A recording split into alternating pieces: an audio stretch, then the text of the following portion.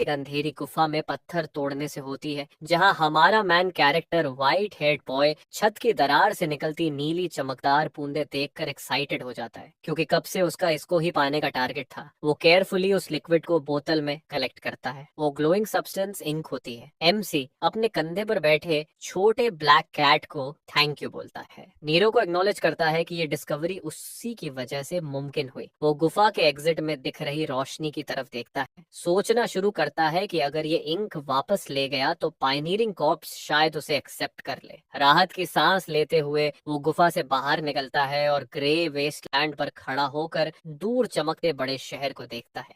उस चमकते शहर के अंदर भीड़ इलीट वॉरियर्स यानी कलरिस्ट्स की अराइवल पर चीयर करती है। उनके ब्राइट हेयर कलर्स उन्हें प्राउडली स्टैंड आउट बनाते हैं। दो लोग खड़े होकर इन वॉरियर्स की तारीफ करते हुए कहते हैं कि इनकी टीम ने एक और जायंट क्रीचर को हराया है। जब तक ये हीरोज हैं, शहर सेफ रहेगा। लेकिन सीन शिफ्ट होकर शैडो डिस्ट्रिक्ट के अंधेरे इलाके में जाता है। लोग एक बिल्डिंग के बाहर लाइन में खड़े हैं, जहां नोटिस बोर्ड पर लिखा है कि सी रैंक पायनियरिंग कॉर्प्स का एंट्रेंस एग्जाम है और जिसके पास कलर हो वो आ सकता है। तभी सफेद बालों वाला वो लड़का जोर से फेंक कर बाहर गिरा दिया जाता है। दो एग्जामिनर्स ऊपर से उसे घूर रहे होते हैं। एक चिल्लाता है कि ये जगह उसके जैसे लोगों के लिए नहीं है। लड़का गुस्से में खड़ा होता है और नीले इंक की बोतल आगे करता है। पूछता है प्रॉब्लम क्या है। कहता है कि ये इंक प्रूव करती है कि वो क्वालिफाई करता है। एग्जामिनर उंगली दिखाते हुए हार्श रियलिटी बता देता है कि उसे रिजेक्ट किया जा रहा है क्योंकि वो कलरलेस है। वो कहता है कि इस दुनिया में रोल जन्म से डिसाइड होते हैं और कलरलेस को अपनी औकात पता होनी चाहिए। रेड हेयर वाला एग्जामिनर लाल एनर्जी रिलीज करता है और उसे डैम कलरलेस कहता है। सफेद बालों वाला लड़का दर्द से झुक जाता है। एग्जामिनर सीढ़ियों के ऊपर से एरोगेंट एक्सप्रेशन के साथ लेक्चर देता है कि पायनियर्स सिर्फ चुने हुए लोग बन सकते हैं। वो कहता है कि शहर के बाहर ब्लैक लैंड्स में कमजोर नहीं बचते, वहाँ डार्कनेस और खतरनाक क्रीचर्स भरे पड़े हैं। वो पायनियर्स की हीरो वाली जिंदगी की डेफिनेशन देता है कि वो ह्यूमैनिटी के लिए अपनी जान रिस्क में डालकर रिसोर्सेज लाते हैं और मॉन्स्टर्स से लड़ते हैं। प्रेजेंट में वापस आकर एग्जामिनर ठंडी नजर से उसे देखता है और कहता है कि कलरलेस होकर ये सब मुमकिन नहीं है। उसे इंसल्ट करता है और कहता है कि मीनियल वर्क तक ही रहो। आखिरी वार्निंग देता है कि अगर वापस आया तो मर जाएगा और दरवाजा उसके चेहरे पर बंद कर देता है। अकेला खड़ा लड़का नीचे देखता है। उसकी छाती से हल्की सी आवाज आती है। नीरो बाहर झांकता है। लड़का उसे धीरे से सहलाता है और कहता है कि चल कहीं और ट्राई करेंगे। उसे इस तरह के रिजेक्शन की आदत है। बेइज्जती के बावजूद वो जबरदस्ती हंसकर नीरो से वादा करता है कि वो सबसे बड़ा कलरिस्ट बनेगा। वो नीरो को जल्दी से कपड़ों में छुपा देता है कि कोई देख न ले। वो इंडस्ट्रियल गलियों से गुजरता है और सोचता है अब कहाँ जाना है। उम्मीद करता है कि कोई जगह उन्हें एक्सेप्ट कर ले। उसे पता नहीं होता कि ऊपर से हरे बालों वाला एक आदमी उसे वॉच कर रहा है। कुछ देर बाद लड़का एक बिजी प्लाजा में खड़ा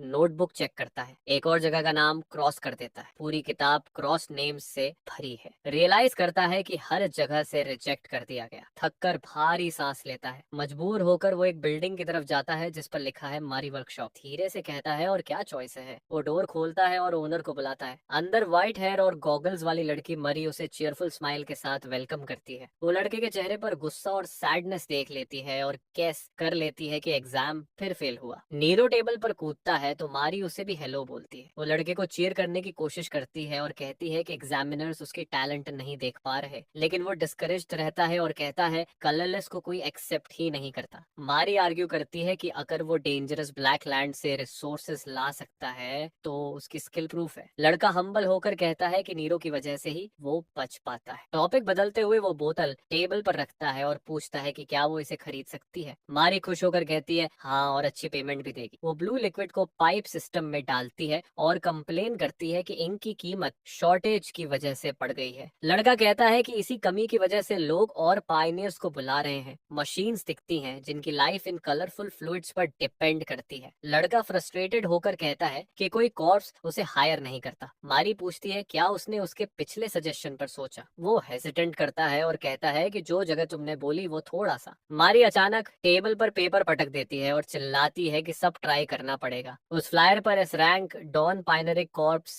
की रिक्रूटमेंट नोटिस है। लिखा है कि एंट्रेंस टेस्ट सिर्फ स्किल पर होगा और ओपन टू ऑल है। लड़का उस पेपर को शॉक में देखता है। वो मानता है कि उसने हमेशा सोचा कि इतनी बड़ी जगह उसे रिजेक्ट ही कर देगी। क्या वो सच में उसकी स्किल्स को रिकॉग्नाइज करेंगे? मरी उसे मोटिवेट करती है कि अगर स्किल बेस है तो उसके पास चांस है। वो स्माइल करके उसे याद कराती है कि वो बहुत समय से कलरिस्ट बनना चाहता है। फ्लैशबैक में छोटा लड़का बारिश में अकेला नीरो को पकड़े दिखता है। मारी कहती है कि वो हमेशा उसकी सपोर्ट में रहेगी। कॉन्फिडेंस आते ही लड़का मुस्कुराता है और सोचता है अब हेजिटेट नहीं करूंगा। वो फ्लायर को कसकर पकड़ लेता है। डिटर्मिनेशन के साथ मारी को बाय कहकर निकल जाता है। शैडो डिस्ट्रिक्ट की गलियों में फ्लायर पकड़े चलता है और सोचता है एग्जाम की तैयारी करनी होगी। तभी वो रुक जाता है क्योंकि नीरो पीछे किसी प्रेजेंस को फील करता है। कोई आवाज कैजुअली पूछती है क्या हुआ। शैडोज से एक हाथ बाहर आता है जिसमें वुडन वॉन्ड है और उसके टिप पर ग्लोइंग ग्रीन ऑर्ब है। ग्रीन हेयर वाला आदमी जो उसे स्पाई कर रहा था वॉन्ड सीधे उस पर एम करता है। एक मैजिकल क्रॉस हेयर उसकी बैक पर लॉक हो जाता है। बिना देर किए वो ग्रीन एनर्जी की ब्लेड फायर करता है। लड़का शॉक में पलटता है लेकिन स्लो पड़ जाता है। ब्लास्ट उसे जोर से लगता है और वो चीखता हुआ गिर जाता है। ग्रीन हेयर वाला आदमी और उसका असिस्टेंट उसके ऊपर खड़े होते हैं। अटैकर मजाक उड़ाता है कि सीधा शॉट तो मिस कर गया लेकिन वैसे भी तू मरने वाला ही है। खून से लथपथ लड़का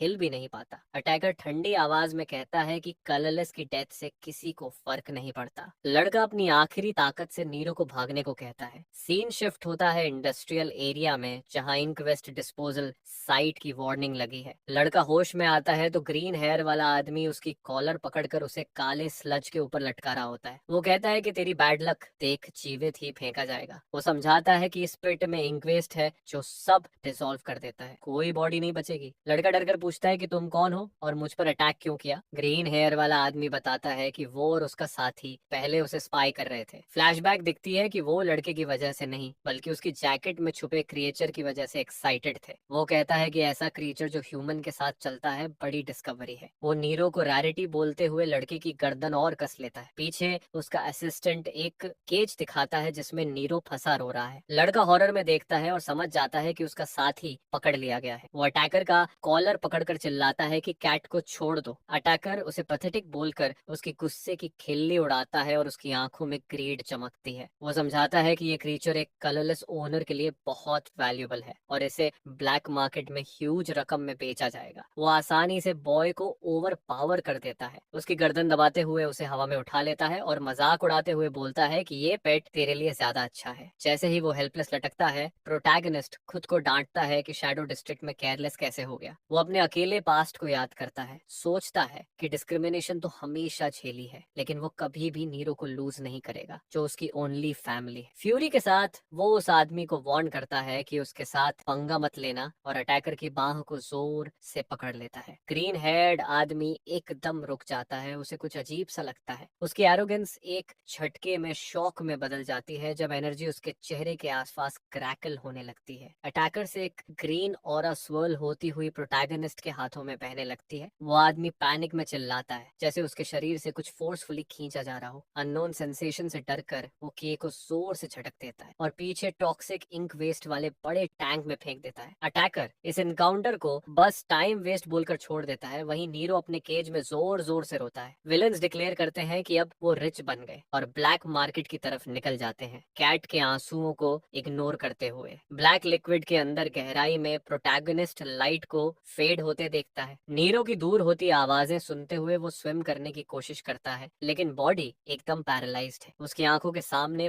पूरी लाइफ फ्लैश होती है। वो सोचता है क्या उसकी स्टोरी यही डार्क पिट में खत्म हो जाएगी। तभी उसे अपनी यंगर सेल्फ की विजन दिखाई देती है जो नीरो को पकड़कर रो रहा है। वो समझ जाता है कि वो हार नहीं मान सकता, उसे अपना वादा पूरा करना है। एक अंधेरे वॉइड में एक मिस्टीरियस वॉइस उससे पूछती है कि वो कुछ करता क्यों नहीं। प्रोटैगनिस्ट कंफ्यूज्ड होकर पूछता है तुम कौन हो। उसके सामने बड़े अक्षरों में लिखावट चमकती है कि उसे उसे एक्सेप्ट करना होगा। हजारों थॉट्स उसके माइंड में गिरते हैं उसे नीरो को बचाने और अपना रियल कलर एक्सेप्ट करने के लिए मजबूर करते हुए। उसका चेहरा शैडो में छिप जाता है और वॉइस डिमांड करती है कि वो अपना पावर वापस ले। ब्लैक लिक्विड के वॉर्टेक्स से एक हाथ निकलता है। प्रोटैगनिस्ट एकदम स्टिल खड़ा है। उसके ऊपर से डार्कनेस का एक टेंड्रिल गायब हो जाता है। वो अपने हाथों को देखता है। अब वो ब्लैक एनर्जी से घिरे हुए हैं। वो कंफ्यूज है कि वो इंक के अंदर कैसे था। मेमोरीज टूटी हुई हैं और वो सब साइड में रखकर सिर्फ इम्पोर्टेंट बात सोचता है। अब वो एक शैडो सिलुएट है विद ग्लोइंग व्हाइट आईज। वो फील करता है कि वो आखिर बन क्या गया। एक हल्की हल्की विम्परिंग आवाज आती है। उसका ध्यान ऊपर जाता है। दो ब्लरी फिगर्स एक ऊंचाई पर खड़े हैं, हाथ में छोटी केज लिए। नीरो अंदर से रो रहा है। अपने साथी को देखकर प्रोटैगनिस्ट वापस रियलिटी में आ जाता है और कॉन्फिडेंटली सोचता है कि उसे नीरो को बचाना ही है। वो डार्कनेस वाला हाथ उनकी तरफ बढ़ाता है। अचानक नीचे से ब्लैक एनर्जी का विशाल फव्वारा इरप्ट होता है। ग्रीन हेयर्ड आदमी और उसका असिस्टेंट डर से पीछे हटते हैं, चीखते हुए। वो नीचे पिट में देखते हैं और शॉक में रह जाते हैं कि डेडली इंक पूल गायब है और नीचे केवल एक अकेला डार्क फिगर खड़ा है। एंटिटी एक डरावनी ऑरा फैलाते हुए ऊपर चल रहा है। ग्रीन हेयर आदमी कांपते हुए उसकी तरफ देखता रहता है। एक विशाल शैडो क्लॉ उन पर गिरती है और वो डर के मारे बोल नहीं पाता कि क्या ये कोई क्रीचर है। एक्सप्लोजन के बाद शैडो डिस्ट्रिक्ट पूरी तरह तबाह है। एक बूढ़ा आदमी पुलिस ऑफिसर पर चिल्ला रहा है कि उसने एक छोटा सा हाथ अचानक निकलते देखा था, जिसने डार्क एनर्जी का बड़ा ब्लास्ट किया और पूरा एरिया उजाड़ दिया। डस्ट सेटल होने पर मेडिक्स उन दोनों अटैकर्स की बेहोश बॉडीज उठाकर ले जाते हैं।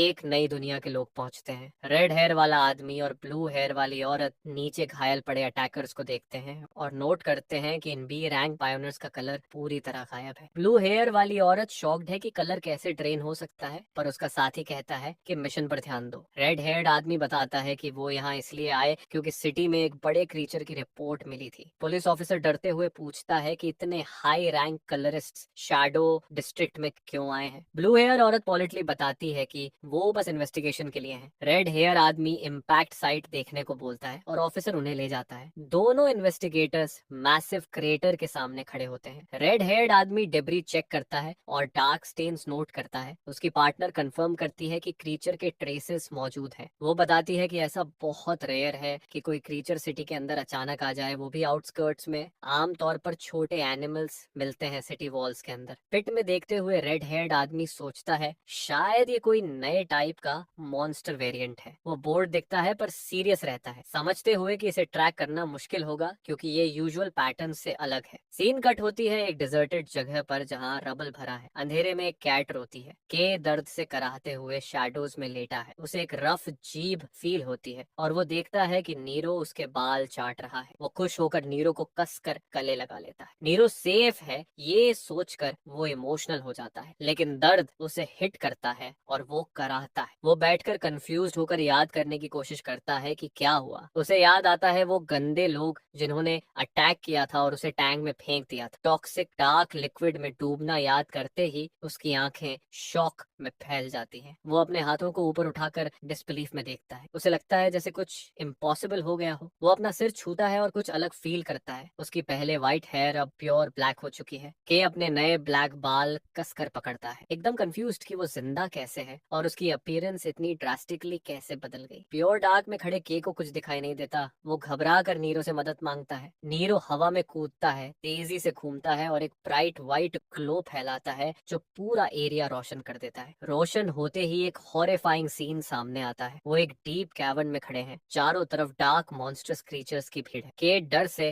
हक्का बक्का रह जाता है। उसे समझ आता है कि वो ब्लैक लैंड्स में है, सिटी से बहुत दूर का खतरनाक इलाका। उसे याद है कि ब्लैक फॉरेस्ट इतनी डेंजरस है कि सिर्फ बी रैंक पायनियर्स ही जा सकते हैं। मॉन्स्टर्स उनकी तरफ बढ़ते देख के पैनिक में आ जाता है। वो चिल्लाता है नीरो चलो और तुरंत भागता है। नीरो उड़ते हुए रास्ता रोशन करता है। के अपनी जान बचाते हुए दौड़ता है और एक जायंट शैडो सर्पेंट से बाल बाल बचता है, बोलते हुए कि ये सिचुएशन बहुत डेंजरस है। डेंजर के बावजूद वो नीरो का लाइट देने के लिए थैंक्स बोलता है। डार्क फॉरेस्ट में दौड़ते दौड़ते वो रॉक्स पर चढ़ते हैं और डीप ड्रॉप से जंप करते हुए मॉन्स्टर्स से दूर भागते हैं। के को अपने अंदर कुछ अजीब फील होता है। उसके सीने में डार्क एनर्जी धड़क रही है और बॉडी अमेजिंग फील कर रही है। वो शॉक में है कि इतनी देर दौड़ने के बाद भी वो टायर्ड नहीं है। वो इजीली एक बड़े चैज़म को जंप कर लेता है, पहले से बहुत फास्टर और अजाइल। लैंड होते ही उसे फील होता है कि उसकी बॉडी में एक नई पावरफुल एनर्जी भरी है। नीरो खतरा पहले भांप लेता है। एक वुल्फ लाइक शैडो क्रीचर उस पर अटैक करता है। के रेडी नहीं होता। उसे लगता है इस बार वो मर जाएगा। वो आंखें बंद कर लेता है, लेकिन उसके आर्म पर दांत जमते ही जोर की क्रैकिंग साउंड आती है। उस बीस्ट के सारे टीथ टूट जाते हैं। वो कंफ्यूजन में पीछे हटता है। के आंखें खोलता है और खुश होकर अपना आर्म चेक करता है। उसे एक भी स्क्रैच नहीं लगा है। वो हैरान होकर अपने हाथों को देखता है, सोचता है ऐसा अटैक तो मौत थी। अब उसे समझ आता है कि ये ड्यूरेबिलिटी उसकी वो कलर पावर है जिसकी उसे तलाश थी। अचानक भारी ट्रेमर्स जमीन को हिलाते हैं। के और नीरो डर कर रुक जाते हैं और सामने उस खतरे को देखने लगते हैं। अंधेरे से एक बहुत बड़ा सा सिलहूट ऊपर उठने लगता है। वो उन पर टावरिंग कर रहा होता है। एक जाइंट, एक आंख वाला मॉन्स्टर रिज पर चढ़कर आता है। उसकी बॉडी से डरावनी एनर्जी ग्लो हो रही होती है। के डर से ऊपर देखता है और पहचानता है कि ये एक साइक्लोप्स है। जैसे ही वो मॉन्स्टर अपनी बड़ी सी बाह उठाकर उसको अटैक करने वाला होता है, के सोचता है कि जो प्रेडेटर ब्लैक फॉरेस्ट की गहराई में रहते हैं वो यहाँ इतना दूर क्यों आ गया। साइक्लोप्स अपना मुक्का जमीन पर जोर से मारता है, जिसके ब्लास्ट से हर तरफ मलबा उड़ जाता है। नीरो डरकर चिल्लाता है। के रबल के बीच में बैठा बच जाता है। वो मानता है कि वॉर बहुत भारी था, लेकिन उसके चेहरे पर एक कॉन्फिडेंट स्माइल आ जाती है क्योंकि उसे फील होता है कि इस बार वो जीत सकता है। उसके दिमाग में उसका बीता हुआ वक्त चलने लगता है। बचपन की अकेलापन, लोगों की तरफ से रिजेक्शन, मार खाना, सब याद आता है। वो मानता है कि आखिर उसे वो पावर मिल ही गई जिसका वो हमेशा से सपना देखता था, और तय करता है कि अब सब अलग होगा। उसके हाथ में एनर्जी क्रैकल होने लगती है। वो मुट्ठी भींच कर ठान लेता है कि अब उसे भागना नहीं है। के अपनी जगह खड़ा रहता है। उसकी पुरानी सारी स्ट्रगल्स याद आती हैं। वो स्ट्रेंथ,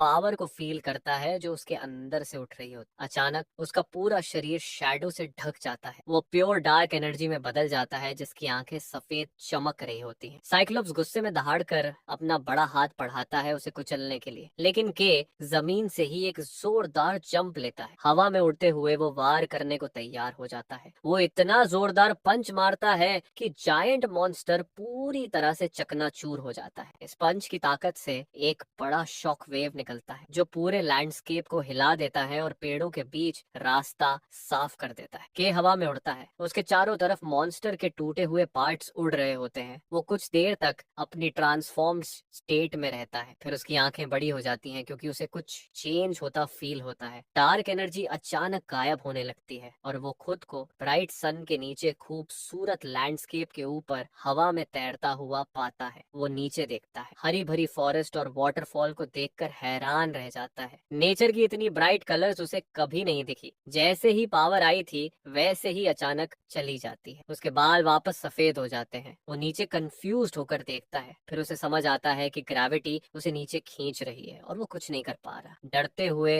वो तेज चीखता है। पूरा कंट्रोल खोकर वो नीचे गिरता है और जोर से जंगल में जा गिरता है। के मलबे के बीच से खुद को बाहर निकालता है। नीरो उसके ऊपर मंडरा रहा होता है। के घुटनों पर गिरकर सांस लेने की कोशिश करता है। उसकी बॉडी को ढक रही डार्क एनर्जी स्मोक की तरह उड़ने लगती है। वो डर जाता है क्योंकि उसकी कलर तेजी से फेड हो रही है। पैनिक में उसे समझ आता है कि इस नई पावर का बड़ा ड्रॉबैक है। जितना ज्यादा वो इस पावर को यूज करेगा उतनी तेजी से उसकी एनर्जी खत्म होगी और आखिर में वो बिल्कुल डिफेंसलेस हो जाएगा। अचानक उसके चारों तरफ अंधेरा छा जाता है। एक मिस्टीरियस वॉइस उसके दिमाग में गूंजती है, पूछती है कि वो किसका इंतजार कर रहा है। वो आवाज उसे कमांड देती है कि शिकार उसके सामने पड़ा है, जल्दी से उसे खा ले। के साइक्लोप्स के बिखरे हुए हिस्सों को देखता है। वो आवाज उसे मैनिपुलेट करती है, पूछती है क्या वो जीना चाहता है। बस अपना हाथ बढ़ाओ। थका हुआ के होश में रहने की कोशिश करता है। उसके चेहरे पर डेस्परेशन साफ दिखती है। आवाज चिल्लाती रहती है कि हाथ इस्तेमाल करो। उसकी आंखों में हल्की सी ग्लो आती है। वो अपनी जान बचाने की कोशिश में कांपते हुए अपना हाथ आगे बढ़ाता है। के अपना हाथ साइक्लोप्स की लाश पर रख देता है। तुरंत एक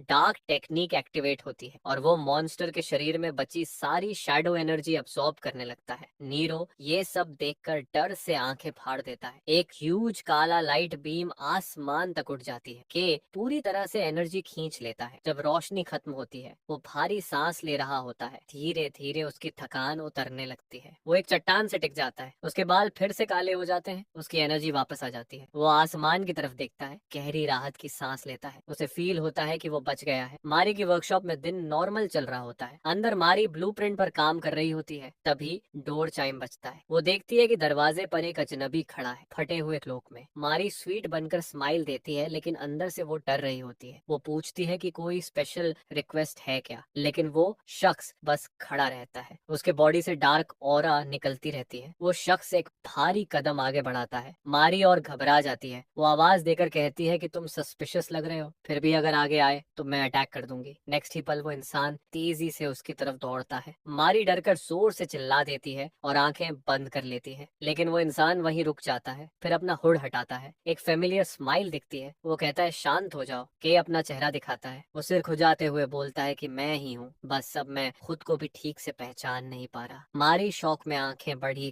कर लेती है। वो अटक अटक कर बोलती है, समझ नहीं पा रही कि उसका चेहरा इतना कैसे बदल गया। बाहर तक उसकी चीख सुनाई देती है। वो चिल्लाकर पूछती है कि उसकी शक्ल को क्या हो गया। मारी हाथ में पाइप लेकर कांप रही होती है। फिर उसका डर गुस्से में बदल जाता है। वो हथौड़ा और रेंच उठा लेती है और चिल्लाती है कि जिसने उसे चोट पहुंचाई वो सबको नहीं छोड़ेगी। वो टूल्स घुमाते हुए कहती है कि उनके सिर फोड़ दूंगी। के उसे शांत कराने की कोशिश करता है, कहता है कि वो ठीक है। आखिर में मारी रेंच नीचे रखती है, कहती है कि वो डर की वजह से ओवर रिएक्ट कर गई क्योंकि के से कांटेक्ट टूट गया था। फिर उसकी एक्सप्रेशन सॉफ्ट हो जाती है। वो स्माइल करके बोलती है कि वो खुश है कि के सेफ है। के उसके चिंता करने पर सॉरी बोलता है। के सोचता है कि टॉक्सिक इंक में गिरकर बच जाना और फिर कलर मिल जाना, ये सब कितना अविश्वसनीय है। वो मैरी को अपनी चिंता बताता है, कहता है कि उसका नया कलर ब्लैक है जो मॉन्स्टर से जुड़ा होता है। शायद लोग उसे गलत नजर से देखें, लेकिन वो तुरंत उस सोच को हटा देता है। कहता है कि मायने ये रखता है कि अब उसे सच में कलरिस्ट बनने का मौका मिला है। वो कहता है कि वो सीधे पायोनियरिंग कोर के एंट्रेंस एग्जाम में जाएगा और मारी का धन्यवाद करता है। फिर शर्माते हुए पूछता है कि क्या वो उससे कुछ कपड़े उधार ले सकता है, वो बाद में लौटा देगा। मारी चिढ़कर पूछती है कि कितनी बार बेग करेगा, फिर भी वो स्माइल करती है, कहती है इसे फ्यूचर कलरिस्ट के लिए इन्वेस्टमेंट समझ ले। फिर अचानक के का हाथ पकड़ डाकर उसे खींचती है, कहती है चलो मेरे पास तुम्हारे लिए परफेक्ट चीजें हैं। सीन बदलता है। एक बिल्डिंग के सामने कई लोग सीढ़ियां चढ़ते हुए जा रहे होते हैं। एस्पिरेंट्स अपने पायनियरिंग एग्जाम के लिए इकट्ठे हुए हैं। अंदर फ्लोर पर बड़े बड़े सफेद स्क्वायर्स बने होते हैं। सैकड़ों पार्टिसिपेंट्स तैयारी में लगे होते हैं। भीड़ में 3 लोग बात कर रहे होते हैं। ब्लू हेयर वाला नंबर 183 अपने टेंशन में दोस्त को काम करने की कोशिश करता है। पिंकिश हेयर वाला बोलता है कि यकीन नहीं होता वो यहाँ तक पहुँच गए। डॉन पायनियरिंग कॉर्प्स का टेस्ट देने वाले हैं। ये S rank group dangerous black lands explore करता है। स्किल्ड कलरिस्ट से भरा होता है जिन्हें शाइनिंग सिटी की उम्मीद माना जाता है, लेकिन कैंडिडेट्स परेशान हैं क्योंकि बहुत स्ट्रॉन्ग राइवल्स आए हैं। वो टर्कोइज हेयर वाली एक लड़की को देखते हैं जो एक फेमस कलर फैमिली की बेटी मानी जाती है। उसके साथ बीनी पहने एक लड़का खड़ा है। फिर वो पिंक हेयर और गॉगल्स वाले लड़के को देखते हैं और गैस मास्क पहने एक आदमी को भी, लेकिन उनके मुताबिक सबका ध्यान एक बंदे पर है। वो एक लड़के की तरफ देखते हैं जिसकी मेसी ग्रीन हेयर और फियर्स आईज है। ये गेल है, गेल सोर्ड। लोग मानते हैं कि इसका पास होना ऑलमोस्ट फिक्स है। रूमर है कि वो अकेले डेंजरस क्रीचर्स से लड़ सकता है, लेकिन वो अपनी क्रूअल्टी और वायलेंट नेचर की वजह से बदनाम भी है। इसी वजह से उसे अपने पुराने कोर से बाहर निकाल दिया गया था। ब्लू हेयर वाला 183 हंसकर कहता है कि उसे गेल जैसे लोगों से डर नहीं लगता। अचानक एक काली सी शैडो उसके ऊपर गिरती है। पीछे से गेल सीधे उस घमंडी मैन के पीछे आकर खड़ा हो जाता है। उसे चैलेंज करता है कि दोबारा बोल कर दिखा। नीले बालों वाला मैन डर के मारे जम जाता है। गेल उन्हें ऊपर से घूर कर कंटेम्प्ट में बोलता है कि ये लोग कितने रिडिकुलस ब्रैट्स हैं। गेल डिसअपॉइंटमेंट में सांस छोड़ते हुए आगे बढ़ जाता है। वो कंप्लेन करता है कि एस रैंक एग्जाम होने के बावजूद कंपटीशन कितना लो है। पार्टिसिपेंट्स को देखते हुए वो मन ही मन सबको क्रॉस कर देता है। सोचता है कि इनमें एक भी स्टैंड आउट नहीं है। तभी उसकी नजर एक एक्सेप्शन पर अटकती है, टर्कोइज बालों वाली लड़की। वो उसे पहचान लेता है कि वो एली केयन है, सायन फैमिली की सेकंड डॉटर। कैल हल्का स्माइल करता है, मानते हुए कि कम से कम वो नोटिस करने लायक तो है। भीड़ की तरफ हाथ बढ़ाते हुए अपने इमेजिन में वो सोचता है कि आने वाले टेस्ट पर सबकी क्या रिएक्शन होगी। तभी एक मैकेनिकल स्पीकर क्रैकल होता है, कैंडिडेट्स को अटेंशन देने के लिए बुलाता है। गेल और एली स्टेज की तरफ मुड़ते हैं जहां वॉइस अनाउंस करती है कि डॉन पायनियरिंग कोर्प्स का एंट्रेंस एग्जाम ऑफिशियली शुरू हो रहा है। ब्राइट ब्लॉन्ड बालों और येलो आईज वाला एक मैन पोडियम पर खड़ा होकर अनाउंस करता है कि टेस्ट अभी स्टार्ट होता है। भीड़ गास्प करती है, पहचानते हुए कि एग्जामिनर डॉन पायनियरिंग कोर्प्स का फेमस कलरिस्ट है। कैंडिडेट्स एक्साइटेड विस्पर करते हैं, उसे उस हीरो के रूप में पहचान कर जिसने हाल ही में क्रीचर हंट में ह्यूज कॉन्ट्रीब्यूशंस दिए थे। उन्हें एहसास होता है कि अगर ऐसा एलीट कलरिस्ट आया है तो कोर इस रिक्रूटमेंट को बहुत सीरियस ले रहा है। कैंडिडेट्स उसके अंदर से आती ओवरवेलमिंग प्रेजेंस को फील करते हैं, समझते हुए कि एस रैंक कोर मेंबर्स बिल्कुल अलग लेवल के होते हैं। एग्जामिनर भीड़ की तरफ नीचे देखता है और उनका स्वागत करता है। वो सबका थैंक यू करता है कि उन्होंने अप्लाई किया, मानते हुए कि हर किसी के अपने गोल्स होंगे। मनी पावर, ऑनर या ड्यूटी। पर वो ठंडे लहजे में कहता है कि असल में इन कारणों की कोई इंपॉर्टेंस नहीं है। उसकी आंखें ग्लो करती हैं। एग्जामिनर समझाता है कि आखिर में सिर्फ स्किल ही किसी को कुछ हासिल करने देती है। वो डिक्लेयर करता है कि वो ऐसे ओवरवेलमिंगली स्ट्रॉन्ग कैंडिडेट्स ढूंढ रहे हैं जो ब्लैक लैंड्स में जाकर ह्यूमैनिटी की टेरिटरी वापस ले सके। वो उन्हें अपने आसपास देखने को कहता है, बोलते हुए कि मीडियोक्रे लोग यहाँ नीडेड नहीं हैं और वो तुरंत शुरू करेंगे। वो जमीन पर बने स्क्वायर प्लेटफॉर्म्स की तरफ इशारा करता है, अनाउंस करते हुए कि पहला टेस्ट एक टूर्नामेंट होगा। वो समझाता है कि कॉम्बैट एबिलिटी पायनियर के लिए सबसे इम्पोर्टेंट स्किल है, क्योंकि शहर के बाहर की दुनिया बहुत ब्रूटल है जहाँ सिर्फ फिटेस्ट सरवाइव करते हैं। वो अपनी फिस्ट टाइटन करता है और कैंडिडेट्स को अपनी एबिलिटी प्रूव करने का कमांड देता है। वो बताता है कि जो फर्स्ट राउंड पास करेंगे उनका फैसला टूर्नामेंट के रिजल्ट से होगा, और इंस्ट्रक्ट करता है कि जिनका नंबर बुलाया जाए वो स्टेज पर आ जाए। एग्जामिनर नंबर 126 और नंबर 286 पुकारता है। गैल जो 126 है सीरियस एक्सप्रेशन के साथ आगे बढ़ता है। भीड़ में लोग धीरे से बोलते हैं कि कैल तो एक हैवी वेट है और उसके ओपोनेंट के लिए अभी ही उसे फेस करना बहुत अनलकी है। केल लेकिन विकेट स्माइल देता है, सोचते हुए कि उसे स्टार्ट से ही थोड़ा फन मिल जाएगा, क्योंकि वो बोर्डम से मर रहा था। उसकी आंखों में प्रेडेटरी एक्साइटमेंट आ जाती है, सोचते हुए कि अपने ओपोनेंट से कैसे खेलना है। गेल स्टेज पर आते किसी को देखता है, सोचता है कि ये अजीब सा क्रीपी बंदा कौन है। सामने नंबर 286 वाला रैगेड क्लोक में ढका हुआ फिगर खड़ा है। गेल उसे एनालाइज करता है, सोचता हुआ कि उसकी स्टांस ऑकवर्ड और वीक लग रही है। गेल अपने वेपन के हिल्ट को पकड़ता है। अब उसे लगता है कि बात करने का कोई मतलब नहीं, और वो सोर्ड निकाल देता है एक तेज सी आवाज के साथ, बोलते हुए कि अब चुप रहने से वो थक चुका है। अपनी पावर अनलीश करते हुए वो ब्लेड घुमाता है और मैसिव हरे विंड एनर्जी की लकीरें बन जाती हैं। वो डिसाइड करता है कि होल्ड बैक नहीं करना। स्पेक्टेटर्स ऑ में देखते रह जाते हैं, सिग्नेचर टेक्निक गेल सोर्ड को पहचानते हुए। जैसे ही ग्लोइंग ग्रीन सोर्ड्स हवा में मटेरियलाइज होते हैं, भीड़ उसे जीनियस कहकर प्रेज करने लगती है कि इतनी एडवांस्ड सोर्ड्समैनशिप वो इस उम्र में संभाल रहा है। गेल अपने ओपोनेंट को इंटेंसली घूरता है, हुडेड फिगर को चैलेंज करता है कि उसका अटैक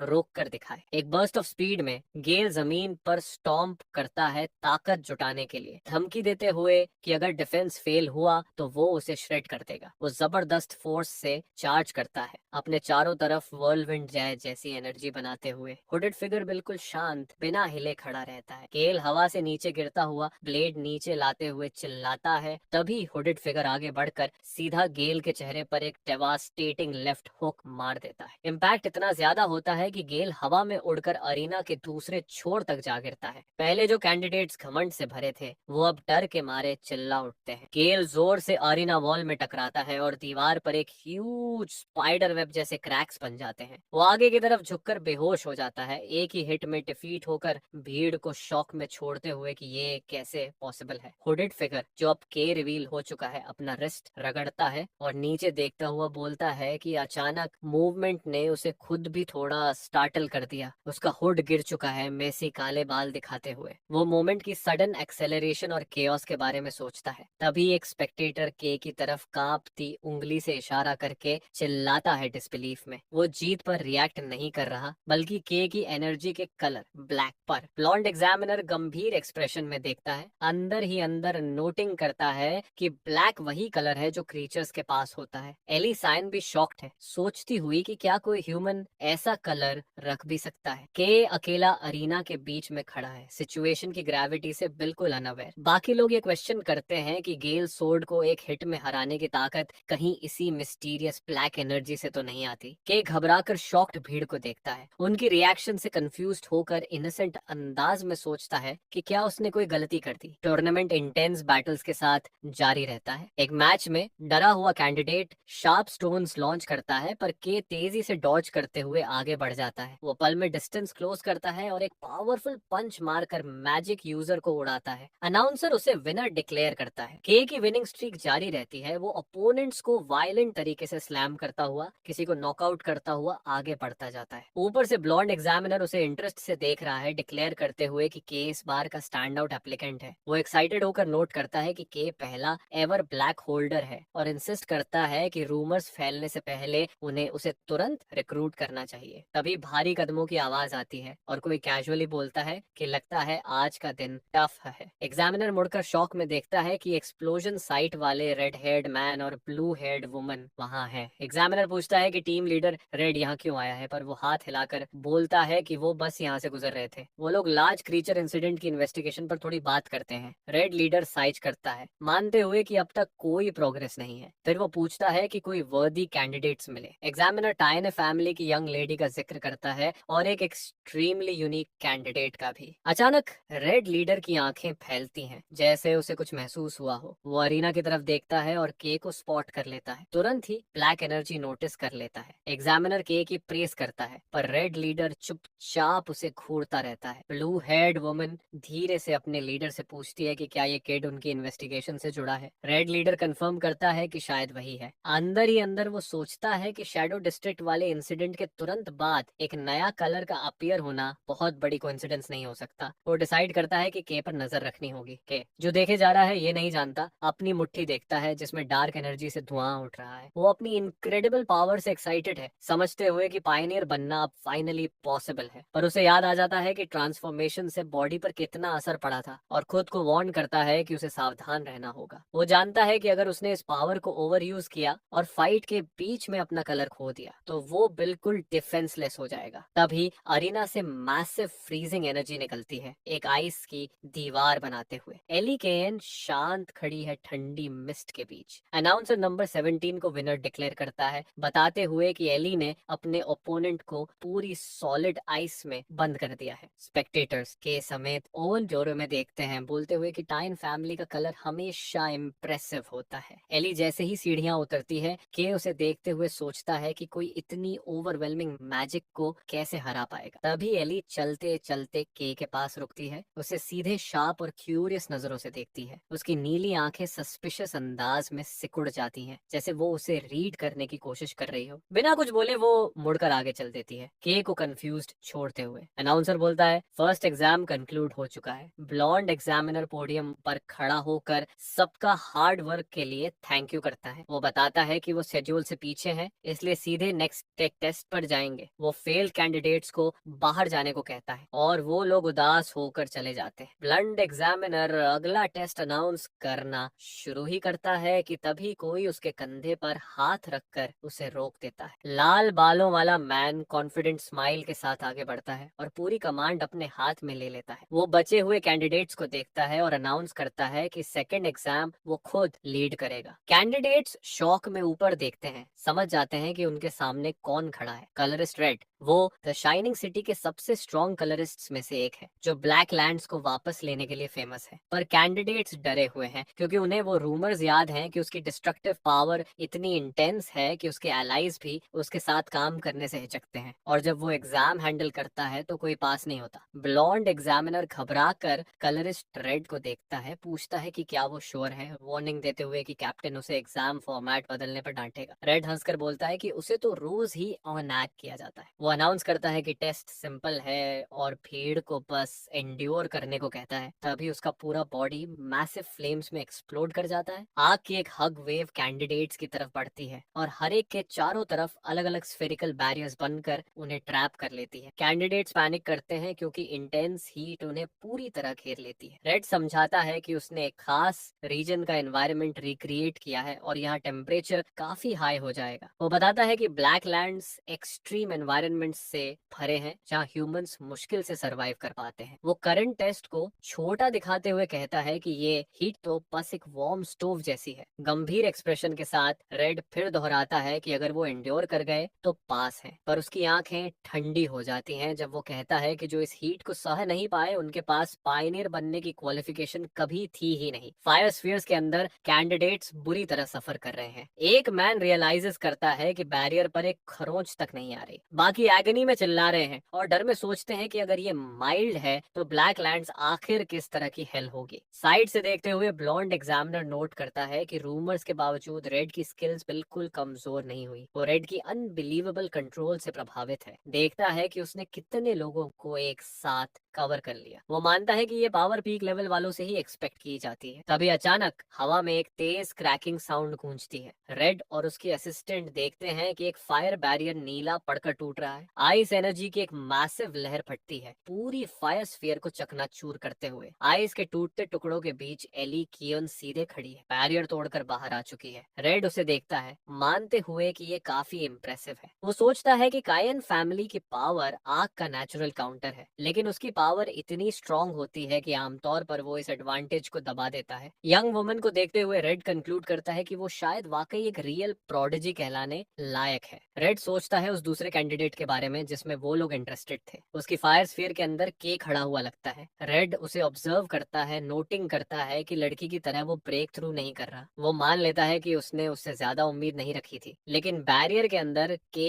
पैनिक में है, अंदर ही अंदर चिल्ला रहा है कि वो बड़ी मुसीबत में है। उसे एहसास होता है कि गैल स्वॉर्ड वाली फाइट में उसने अपनी कलर पावर बहुत ज्यादा यूज कर ली थी। वो डर में अपने हाथ को देखता है, नोट करता है कि उसकी ब्लैक एनर्जी लीक हो रही है और हीट में जल्दी ड्रेन हो रही है। के इमेजिन करता है कि अगर उसकी पावर खत्म हो गई तो क्या होगा। वो जानता है कि अगर वो कलरलेस रिवील हुआ तो उस पर एक्सपेरिमेंट्स किए जाएंगे। डेस्परेट होकर वो फ्रैंटिक अंदाज में कोई सोल्यूशन ढूंढता है, सोचता है कि क्या वो कुछ अब्सॉर्ब करके अपनी एनर्जी रिप्लेनिश कर सकता है। उसकी नजर इंटेंस आग की दीवार पर जाती है। अचानक उसे एहसास होता है बैरियर कलर एबिलिटी से बना है, तो क्या वो इसे अब्सॉर्ब कर सकता है। वो अपने हाथ की तरफ देखता है, मानते हुए कि उसे अपने अब्सॉर्प्शन पावर की लिमिट्स नहीं पता। सोचे बिना ही वो डिसाइड करता है कि वक्त नहीं है और उसे ट्राई करना ही होगा। वो हाथ बढ़ाकर घूमती हुई आग की दीवार को छू लेता है। फौरन एक वायलेंट रिएक्शन होता है और के शॉक में है कि सीधा एब्जॉर्प्शन काम कर रहा है। फायर बैरियर मुड़ने और ट्विस्ट होने लगता है, आसपास के कैंडिडेट्स का ध्यान खींचते हुए। के से एक मैसिव ब्लैक एनर्जी वॉर्टेक्स फूटता है जो लाल आग को उसकी हथेली में खींच लेता है। पोडियम से रेड और ब्लॉन्ड एग्जामिनर स्टन्ड होकर नीचे देखते रह जाते हैं, समझ ही नहीं पाते कि वो क्या देख रहे हैं। रेड नर्वस होकर पसीना पोंछता है, मुश्किल से हंसते हुए बोलता है कि उन्हें एक रियल लूनेटिक मिल गया है। अरीना में के डिसिपेटिंग एनर्जी के बीच खड़ा है, उसकी हथेलियों के चारों तरफ लाल और काली ऑरा घूम रही है, उसे खौफनाक पावर से भरपूर दिखाते हुए। पूरा अरीना भारी साइलेंस में डूब जाता है, पर अंदर से के फिर पैनिक में है। वो जबरदस्ती स्माइल करता है, सोचता है कि ये सब प्लान के हिसाब से नहीं हुआ। उसे रिग्रेट होता है कि उसने गलती से बहुत ज्यादा अटेंशन खींच। एली केयन वहीं जमी हुई खड़ी है, सोचती हुई कि क्या वो हेलुसिनेट कर रही है। डार्क एनर्जी में लिपटे उस लड़के को देखते हुए वो सोचती है कि क्या ब्लैक ऐसा कलर है जो कोई ह्यूमन रख सकता है। ये अनप्रेसिडेंटेड देखकर उसके अंदर एंजाइटी उठती है। बेस्ट बनने के लिए मिली दबाव की यादें उसके दिमाग में आती हैं और वो मानने पर मजबूर हो जाती है कि के अनडिनायबली स्ट्रांग है। उसे एहसास होता है कि अपनी पूरी पावर के बावजूद वो जीत की गारंटी नहीं दे सकती। के दूर जाते हुए कदमों को देखते हुए एली सोचती है कि उसके अंदर कुछ ऐसा है जो सिर्फ स्ट्रेंथ से एक्सप्लेन नहीं किया जा सकता। वो मन ही मन पूछती है कि वो असल में है क्या। फिर वो जल्दी से अपना सिर हिलाती है, उन डिस्टर्बिंग थॉट्स को हटाने की कोशिश करती है। कलरिस्ट रेड के पास आता है और कैजुअली उसका कंधा पकड़कर बोलता है, नेक्स्ट टाइम ऐसा नहीं होगा। रेड मुस्कुराता है, कहता है कि उसकी ब्लैक एबिलिटी जो सब कुछ सक कर लेती है वो बहुत वाइल्ड थी और अब उसकी क्यूरियोसिटी रुक नहीं सकती। वो के को साथ ले जाता है, कहता है कि उसे उसकी प्राइवेसी प्रोटेक्ट करनी है और साथ साथ अपने सवालों का जवाब भी चाहिए। के नर्वस पसीना पोंछते हुए एग्जाम स्टेटस पूछता है। रेड उसे भरोसा दिलाता है कि ऐसी पावर के साथ वो ऑब्वियसली पास है। के स्टन्ड रह जाता है, समझता है कि इतनी अटेंशन लेना उसके काम आ गया। वो इमोशन में डूब जाता है, सोचता है कि पायनियर बनने का उसका ड्रीम आखिर पूरा हो गया। तभी ब्लंड एग्जामिनर चिल्लाता है कि रेड ने अपनी मनमानी की है। रेड हंसते हुए उसे कहता है कि बस इस बार इग्नोर कर दे एग्जाम ने। एग्जामिनर आह भरता है और अनाउंस करता है कि इंटरप्शन के बावजूद एग्जाम जारी रहेगा। वो क्लैरिफाई करता है कि नंबर 17 एली बैरियर तोड़ने की वजह से पास है, पर बाकी कैंडिडेट्स को एक एक्स्ट्रा टेस्ट देना होगा। एली अनाउंसमेंट इग्नोर कर देती है, उसकी नजर उस डार्क टनल पर टिकी रहती है जहाँ रेड के को लेकर जा रहा है। सीन इंडस्ट्रियल सेटिंग में शिफ्ट होता है। रेड एक कार के बाहर के साथ खड़ा है और blue head investigator driver seat में बैठी है। रेड उसे वेट करने को कहता है। के अपने आस पास देखता है और शॉक में जम जाता है क्योंकि उसके सामने मलबे और तबाही का एक विशाल लैंडस्केप है। उसे समझ में आता है कि रेड उसे उसी जगह वापस ले आया है जहां वो इंक वेस्ट में घेरा था। कलरिस्ट रेड तबाह हो चुके रूइंस को देखते हुए कहता है कि ये बहुत अगली साइट है और एक्सप्लेन करता है कि यहाँ एक मेजर इंसिडेंट हुआ था जिससे के फ्रीज हो जाता है। रेड बताता है कि हिस्ट्री में पहली बार दो पायनियर्स बिल्कुल ट्रेन्ड और कलरलेस मिले थे। वो ये भी जोड़ता है कि आई विटनेसेस ने इस जगह एक मैसिव क्रीचर देखा था। रेड के की तरफ मुड़ता है, सस्पिशियस टाइमिंग की तरफ इशारा करते हुए। वो नोट करता है कि उस क्रीचर के दिखने के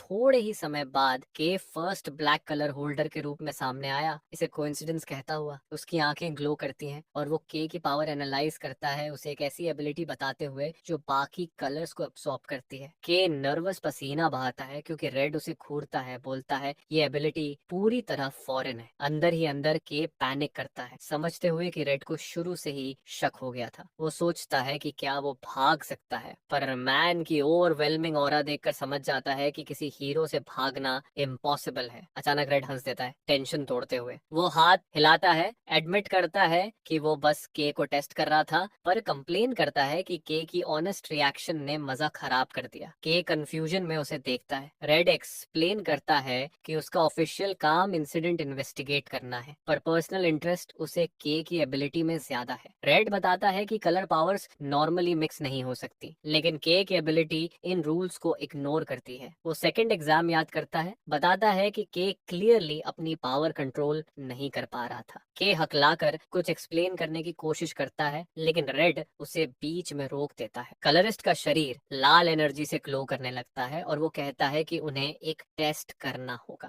के कंफ्यूजन में उसे देखता है। रेड अपना हाथ बढ़ाता है, समझाता है कि उसे समझना है कि ये एबिलिटी कैसे काम करती है। वो कॉन्फिडेंट स्माइल करता है, के को चैलेंज देता है कि अब उसकी एनर्जी अब्सॉर्ब करके दिखाए। के पैनिक में मना करने की कोशिश करता है, वार्निंग देता है कि ये बहुत डेंजरस है। रेड बस हंस देता है, रोकी से बोलता है कि उसके लेवल के किसी मैन के बारे में इतनी जल्दी चिंता करने की जरूरत नहीं है। के चुप हो जाता है, उसके चेहरे पर टेंशन और नर्वसनेस साफ दिखती है। तभी रेड उसे बोलता है कि बात करना बंद करो और बस ट्राई करके दिखाओ। ब्लैक सिंबल होता है ब्लैक लैंस का, एक ऐसी ऑमिनस फोर्स जो हर चीज को निगल लेती है। रेड सोचता है कि इतनी डेंजरस एबिलिटी को बिना कंट्रोल के छोड़ना अनएक्सेप्टेबल है, क्योंकि ये शाइनिंग सिटी की फाउंडेशन हिला सकती है। उसके दिमाग में एक डार्क सीक्रेट आता है, लोग अब भी ये नहीं जानते, लेकिन ह्यूमनॉइड क्रीचर्स मौजूद हैं। वो चुपचाप के को वार्न करता है कि अगर वो कभी उनसे भिड़ गया या इससे भी बुरा खुद एक बन गया तो कलरिस्ट को उसे एलिमिनेट करना पड़ेगा। के रेड से उठती टेरिफाइंग प्रेशर को फील करके धीरे से सांस छोड़ता है। इंटिमिडेशन के बावजूद के टेस्ट के लिए तैयार हो जाता है। वो रेड की कलाई पकड़ता है, नर्वस होकर पूछता है कि अगर कुछ गलत हो गया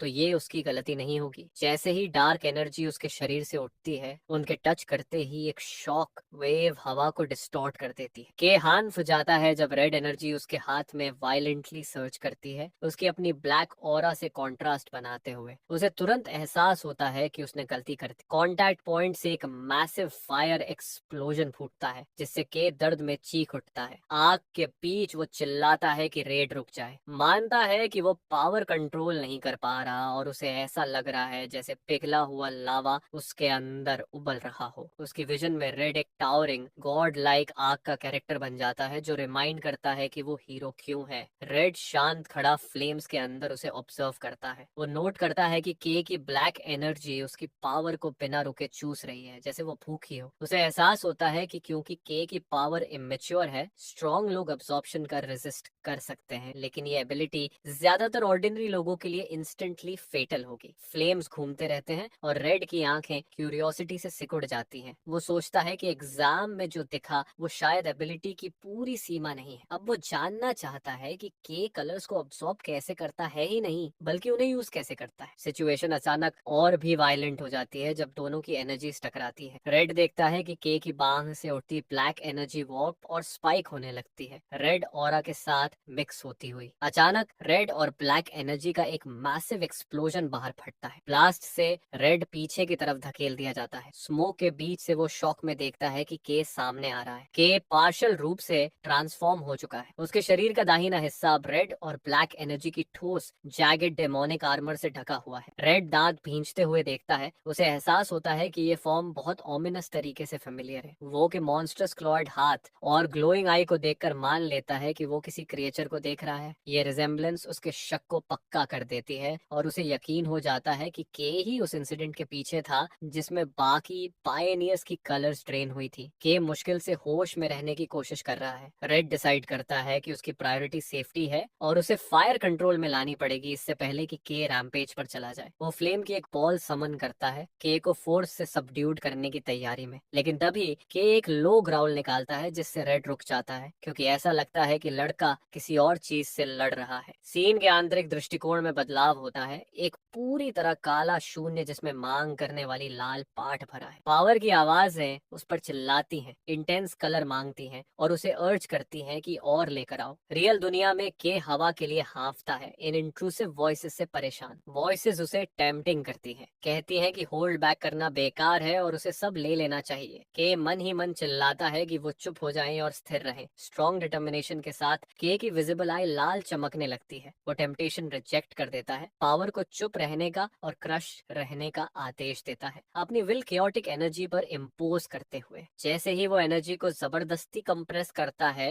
एक शॉक वेव बाहर ब्लास्ट होती है, जैगेड आर्मर गायब हो जाता है और रेड जेन्युइन सरप्राइज से उसकी तरफ देखता रह जाता है। के भारी सांस लेते हुए खड़ा है। रेड इम्प्रेस्ड और स्टन्ड होकर पूछता है कि क्या रुकी ने सच सच में वो ओवरवेलमिंग पावर अपने दम पर सप्रेस कर दी। के भारी सांसों में डूबा है, उसका दिल तेजी से धड़क रहा है। वो सोचता है कि वो बच कैसे गया और क्यों वो बजर्क हो गया था। वो घबरा कर ऊपर देखता है, डरते हुए कि उसने कलरिस्ट के सामने अपना कंट्रोल खो दिया। अपनी एबिलिटी को समझने के लिए मजबूर होकर वो झिझकते हुए रेड के पास आता है, लेकिन रेड तो खुश दिखाई दे रहा है। वो एडमिट करता है कि वो थोड़ा कॉट ऑफ गार्ड था, क्योंकि के ने जो पावर अब्सॉर्ब की थी वो उम्मीद से ज्यादा स्ट्रॉन्ग थी, लेकिन ग्रिन करते हुए डिक्लेयर करता है कि एक्सपेरिमेंट सक्सेसफुल था क्योंकि ये फन था। वो के को बताता है कि अगर उसे कुछ अचीव करना है तो रिस्क लेने होंगे। रेड कहता है कि टेस्ट इतना काफी है, लेकिन फिर रुककर बोलता है कि एक आखिरी बात और है। वो के को याद दिलाता है कि वो इसी जगह हुए डिस्ट्रक्शन इंसिडेंट का इन्वेस्टिगेटर है और उसकी ड्यूटी कल्प्रिट ढूंढना है। काम लेकिन थ्रेटनिंग स्माइल के साथ वो पॉइंट करता है कि उसके सामने खड़ा बंदा एक परफेक्ट सस्पेक्ट लगता है। के फ्रीज हो जाता है, उसका चेहरा पैनिक में सफेद पड़ जाता है। रेड सिचुएशन की ग्रेविटी समझाता है। वो बताता है कि गवाहों ने एक मैसिव शैडो क्रीचर देखा था और वार्न करता है कि इस केस में के सोचता है उससे ज्यादा लोग इंटरेस्टेड हैं। वो कहता है कि जैसे ही के की ब्लैक एबिलिटी के रूमर्स फैलेंगे, अथॉरिटीज के लिए उस पर ब्लेम डालना बहुत आसान हो जाएगा। वो रूइंड इंडस्ट्रियल डिस्ट्रिक्ट की ओर इशारा करता है, बताता है कि ये डैमेज हंड्रेड्स ऑफ मिलियंस का है। वो जोड़ता है कि अगर सिटी लीडरशिप डिसाइड कर ले कि ये बहुत डेंजरस है तो उसे बैनिश किया जा सकता है या लैब रेड बना दिया जाएगा। के फ्रस्ट्रेशन में दांत पींचता है। उसे समझ आता है कि वो फंस चुका है और अपनी बेगुनाही प्रूव करने का कोई तरीका नहीं। अचानक रेड एक लाइफलाइन देता है। वो सुझाव करता है कि अगर के उसके कमांड में आ जाए तो शायद वो कुछ कर पाए। के बिना एक सेकंड गनवाए 90 डिग्री झुककर जोर से बोलता है कि वो खुद को रेड की केयर में सौंपता है। रेड कहता है कि पहले पूरी कंडीशन सुन लो। वो साफ करता है कि वो सब कुछ मुफ्त में ठीक नहीं करेगा, बदले में के को उसे कुछ फेवर्स देने होंगे। वो पूछता है कि के को लगता है कि वो ये संभाल सकता है। के मजबूर कंपाती मुस्कान देता है। अंदर से वो चिल्लाता है कि मिलियंस चुकाने या साइंस एक्सपेरिमेंट बनने से तो कुछ भी बेहतर है। वो जोर से बोलता है कि वो रेड की हर जरूरत पूरी करेगा। उजाड़ बंजर जमीन में एक छोटा क्रीचर डरते हुए कांपता है। तभी एक बड़ा व्हील उसके बगल में गिरते गिरते बचता है जब एक हैवी वाहन गरजता हुआ गुजरता है। एक बड़ा आर्मर्ड ट्रांसपोर्ट ट्रक ब्लैकलैंड्स की धुंधली और रगेड टेरेन से गुजर रहा है। अंदर के खिड़की से बाहर देखता है, सोचता है कि वो पहली बार इतनी दूर आया है और क्या ये पायनियर बनने का उसका रियल पहला कदम है। तभी उसकी सोच गेल की आवाज से टूटती है। हरे बालों वाला मैन उसे घूरते हुए उसे ब्लैक हेड वन बुलाता है। गेल उसको रूड तरीके से बोलता है कि उसका डिस्ट्रैक्शन उसे इरिटेट कर रहा है और उसे चुप रहना चाहिए, जबकि के ने एक शब्द भी नहीं बोला। के उसे कंफ्यूज्ड एक्सप्रेशन से देखता है। ट्रांसपोर्ट बे में के ऑकवर्डली बैठा है। वो सोचता है कि पायनियर बनते ही शुरू करना वही था जो वो चाहता था, पर माहौल काफी टेंस है। वो फ्यूरियस गेल और साइलेंट एलिसाइन को देखकर सोचता है कि क्या इनके साथ सेम टीम होना सही फैसला है। फ्लैशबैक में पिछले दिन की बातचीत दिखती है। रेड एक सरप्राइज्ड के से पूछता है कि क्या वो एक्सप्लोरेशन के लिए तैयार है, समझाता है कि उसे अनचार्टेड एरिया के खास स्पॉट पर जाना होगा। के की नर्वस एक्सप्रेशन देखकर रेड हंसता है और कहता है कि चिंता मत करो। रेड उसे मैप दिखाता है, भरोसा दिलाता है कि वो अकेला नहीं होगा। होगा। वो समझाता है कि एग्जाम पास करने वाले नए रिक्रूट्स भी वहीं डिप्लॉय किए जाएंगे और ऑफिशियल रोड मैप जल्द अनाउंस होगा। के को बस समय पर लोकेशन पर पहुंचना है। प्रेजेंट में लौटकर के अपने टीममेट्स को देखता है, नोट करता है कि वे पहले से ही ट्रक में थे। ये रिवील होता है कि रेड की इंटरफेरेंस की वजह से पिछले एग्जाम को कॉम्प्रोमाइज माना गया, इसलिए पार्टिसिपेंट्स को एक और मौका दिया गया। कई स्किल्ड इंडिविजुअल्स गेल समेत स्ट्रिक्ट अतिरिक्त टेस्ट पास कर गए। वहीं एलिसाइन टॉप रैंक रुकी खुद अपनी रिक्वेस्ट पर रेड की टीम में शामिल हुई। कैल गैव को इंटेंस रिसेंट से घूरता है, यकीन नहीं कर पाता कि वो किसी फोल से ह्यूमिलाइट हुआ। वो अपनी फाइट याद करता है, कन्विंस है कि वो सिर्फ इसलिए हारा क्योंकि उसने एक पल के लिए गार्ड गिरा दिया था, और कसम खाता है कि ये दोबारा नहीं होगा। वो के को धमकी देता है कि एक्सप्लोरेशन खत्म होने के बाद वो तैयार रहे। वो मटर करता है कि अगर रेवन उसके पीछे न होता तो के अब तक मर चुका होता। एलिसाइन कोल्डली उसे रोकती है, मॉक करते हुए कहती है कि गेल शायद फिर एक ही हिट में गिर जाएगा। गेल गुस्से में उसकी तरफ मुड़कर पूछता है कि उसने क्या कहा। एली उसे डिसमिस करती है, कहती है कि गेल का के से कोई मुकाबला नहीं। के एली को आश्चर्य और उम्मीद के साथ देखता है, सोचता है शायद एली कोई ऐसी मैन है जिससे वो रिलेट कर सकता है, पर एली अपनी ठंडी नजर के पर घुमा देती है, उसे कंफ्यूज करते हुए किसी पुराने एग्रीमेंट का जिक्र करती है जो उन्होंने सपोजिडली किया था। वो उसे घूरकर बोलती है कि लूजर को चुप रहना चाहिए और ऑर्डर्स फॉलो करने चाहिए, जिससे के पूरी तरह बिवाइल्डर्ड रह जाता है। के ऑकवर्डली दोनों हॉस्टाइल पायनियर्स के बीच खड़ा है, प्रेशर फील करते हुए वो साई करता है, समझ जाता है कि टीम डायनामिक संभालना मुश्किल होने वाला है। सीन शिफ्ट होता है जब ट्रांसपोर्ट व्हीकल वेस्टलैंड के डार्क पानी पार करते हुए दूर की फैसिलिटी की तरफ बढ़ता है। व्हीकल एक बिजी लोडिंग डॉक पर पहुंचता है जहां वर्कर सप्लाईज मूव कर रहे हैं। ग्रुप उतरता है। के, एली, केल और बाकी रिक्रूट्स टॉन पायनियरिंग कॉर्प्स के फॉरवर्ड पेस में कदम रखते हैं। के इस हाई एक्टिविटी को देखकर हैरान रह जाता है। एस रैंक कोर की एक्सेप्शनल सप्लाईज देखकर सोचता है कि जब वो अकेला ब्लैक लैंड्स में गया था तब उसे इसकी कोई समझ नहीं। अचानक एक उंगली के गाल पर पोक करती है, उसे चौंका देती है। वो मुड़कर मारी को मुस्कुराते हुए देखता है, जो चीयरफुल होकर बताती है कि चूंकि ये उसका पहला मिशन है, उसे सपोर्ट देने के लिए वो आनी ही थी। मारी अपनी जैकेट खोलती है, दिखाती है कि नीरो भी साथ आ गया है। के काली बिल्ली को पकड़ता है और मारी को थैंक दे बोलता है कि उसने उसका ध्यान रखा। वो गर्मजोशी से मुस्कुराती है, कहती है कि नेरो फैमिली है। वो एक्सप्लेन करती है कि उसे एक्सप्लोरेशन टीम में सपोर्ट स्टाफ के तौर पर एक बढ़िया अपॉर्चुनिटी मिली है क्योंकि उसकी स्किल्स यहाँ काम आती हैं। लाउड स्पीकर अनाउंस करता है कि असेंबली का टाइम है। ग्रे वेस्टलैंड में पायनियर्स की भीड़ खड़ी होती है और अनाउंसमेंट जारी रहती है कि वे जल्द ही ब्लैक लैंड्स में प्रवेश करेंगे। के नीरो को मारी के हवाले करता है, उसे बोलता है कि उसका ध्यान रखना। मारी उसे वार्न करती है कि कोई डेंजरस चीज मत करना, और के मुस्कुराकर कहता है कि वो बाद में मिलता है। मारी नीरो को हक करती है, पर कैट अचानक उसकी बाहों से कूदकर निकल जाती है, उसे चौंका देती है। वो नीरो का नाम चिल्लाती है जब कैट के की तरफ भागता है और जमीन पर फैली शैडो में समा जाता है। मारी की आंखें शॉक में फैल जाती हैं इस अननेचुरल हरकत को देखकर। वो हकलाती है, के को पुकारने की कोशिश करती है। कंफ्यूजन में ग्रुप एक डार्क फोर्टिफाइड केव एंट्रेंस पर पहुंचता है। सबसे आगे चमकीले ऑरेंज बालों वाली और सफेद कोट पहने एक औरत जोर से सबको तैयार होने को कहती है, अनाउंस करती है कि एक नया रिक्रूट ब्लैक लैंड्स में प्रवेश करने वाला है। वो चिल्लाती है कि सेफ्टी सबसे बड़ी प्रायोरिटी है। वो वार्न करती है कि रिकॉनेसेंस ने एरिया 21 में अनआइडेंटिफाइड डेंजरस क्रीचर्स रिपोर्ट किए हैं, जो एक बहुत खतरनाक जोन है जहां ए रैंक क्रीचर की बॉडी मिली थी। अचानक एक मेल पायोनियर भागता हुआ उस ऑरेंज हेयर औरत तक पहुंचता है और उसे अरंसिया बुलाता है। वो नर्वसली रिपोर्ट करता है कि रेड टीम लीडर नए रिक्रूट्स ले आया है, लेकिन वो बिना इजाजत फॉर्मेशन छोड़कर आ गए। अरानसिया की आंखें शौक से फैल जाती हैं। वो पूछती है कि क्या ये सच है। मैसेंजर कंफर्म करता है एंड अरानसिया साइच करती है कि वो आदमी फिर परेशानी खड़ी कर रहा है। ग्रुप चुपके से एक डार्क कैनियन में प्रवेश करता है, मेन आर्मी से दूर। कलरिस्ट रेड शैडोज में हाथ डालकर रास्ता बनाता हुआ आगे बढ़ता है। छोटी स्क्वाड जिसमें के, गेल, एली और रेड हैं, फॉर्मेशन से अलग हो जाती है। के नर्वसली टीम लीडर से पूछता है कि क्या ये ठीक है, बताता है कि मेन टीम तो किसी और दिशा में जा रही है। रेड कंफर्म करता है कि उनका डेस्टिनेशन अलग है। के गेल और एली की तरफ देखता है, वरी करते हुए कि स्क्वाड पूरी तरह न्यू रिक्रूट से बनी है। गेल अचानक भड़क जाता है, पूछता है कि उसे और एली को क्यों फॉलो करना पड़ा। चिल्लाता है कि उसने सुना था रेड सिर्फ के को ले जाना चाहता था और उसे इंसल्ट फील होता है। रेड मुस्कुराता है, उसकी रेड ऑरा फ्लेयर होती है। वो समझाता है कि उसकी पर्सनल गाइडेंस हर किसी को नहीं मिलती और अगर के अकेला बेनिफिट ले ले तो ये अनफेयर होगा। वो एंग्री गेल को भरोसा दिलाता है कि वो बच्चों की तरह स्पून फीड नहीं करेगा, लेकिन उन्हें गंभीर तौर पर हर्ट भी नहीं होने देगा। वो बात खत्म कर देता है और ऑर्डर देता है कि आगे बढ़ो। के की आंखें फैल जाती हैं जब वे दुश्मनों से टकराते हैं। एक गहरी कैवर्न के अंदर ग्रुप शैडो क्रीचर्स से घिर चुका है। रेड लैंटर्न पकड़े रहता है जबकि के, गेल और एली केओटिक मेली में कूद जाते हैं। अंधेरे में से एक मैसिव वुल्फ लाइक बीस्ट छलांग लगाता है। एली साइन इंस्टेंटली रिएक्ट करती है। उसकी ब्लू एनर्जी स्वॉर्ड क्रीचर के आर पार चली जाती है। वो ग्रेसफुली लैंड करती है और महसूस करती है कि यही है ब्लैक लैंड्स की रियलिटी। ग्लोइंग आईज से घिरी हुई वो सफोकेटिंग एनवायरनमेंट और मॉन्स्टर्स की लगातार वेव्स को नोट करती है। वो मानती है कि ये ट्रेनिंग से बिल्कुल अलग है। वो अपनी स्वॉर्ड कसकर पकड़ती है, तय करती है कि उसे अपनी स्ट्रेंथ केयरफुली मैनेज करनी पड़ेगी। एली कंधे के ऊपर से के को देखती है, सोचती है कि उसे और एफिशिएंट होना पड़ेगा। वो के को देखकर खुद से कहती है कि उसे उससे पीछे नहीं रहना। तभी के